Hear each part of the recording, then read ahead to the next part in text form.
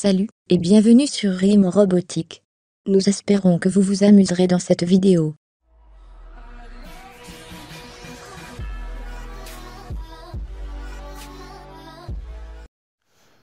Salut les amis, j'espère que vous allez bien. Aujourd'hui, nous allons nous attaquer à l'affichage numérique. Quand je dis affichage, vous pensez sûrement à ça, ça ou encore ça.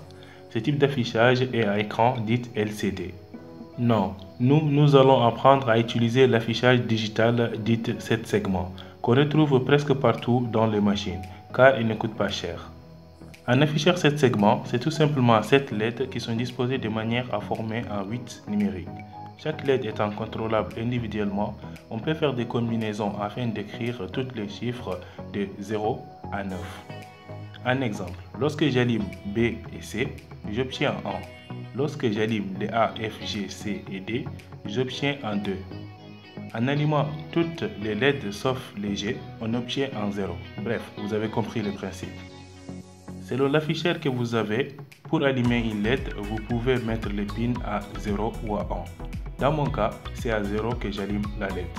Bon, maintenant passons au câblage. Le câblage paraît compliqué, mais il n'en est rien. Sachez qu'au lieu de mettre les pins comme à 5 volts, vous pouvez le mettre en série avec une résistance afin de contrôler la luminosité, comme ceci. Pour info, il existe également des afficheurs pour les caractères alphanumériques. Cette fois, comme application, nous allons faire un simple compteur qui augmente sa valeur de 0 jusqu'à 9 et retourne à 0. Pourquoi 9? Car tout simplement on dispose d'un seul afficheur, donc on ne peut pas dépasser le caractère 9. Maintenant, place au code. On commence par déclarer le compteur en le mettant à 0. Ensuite, nous allons créer une fonction écrire sortie qui prend en paramètre la sortie du segment.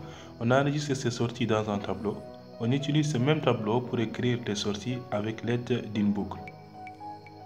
Puis nous allons faire une autre fonction codage. Elle prend en paramètre les chiffres à coder.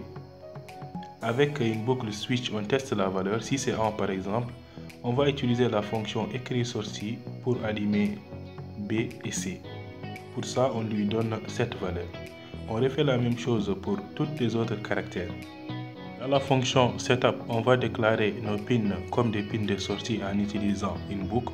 Puisque nos pins sont branchés de 7 jusqu'à 13, on peut utiliser une boucle. Pour créer notre compteur, on va simplement utiliser la fonction codage qui prendra en paramètre la variable compteur. Puis on incrémente celle-ci. Après, on va attendre pendant une seconde le temps que les humains puissent voir le changement. Parce que notre compteur ne doit pas dépasser 9, on vérifiera que si le compteur n'est pas supérieur à 9, sinon on le remet à 0. Pour plus de détails ou si vous voulez télécharger des codes ou des projets, rendez-vous sur rimrobotique.com où vous trouverez des tutoriels écrits. Le lien est en description. Et voilà ce que ça donne comme résultat. J'espère que vous avez aimé. Si c'est le cas, partagez la vidéo avec vos amis. Et si vous n'êtes pas encore abonné, faites-le pour ne plus manquer de vidéos. Sur ce, je vous dis à bientôt et portez-vous bien. Ciao.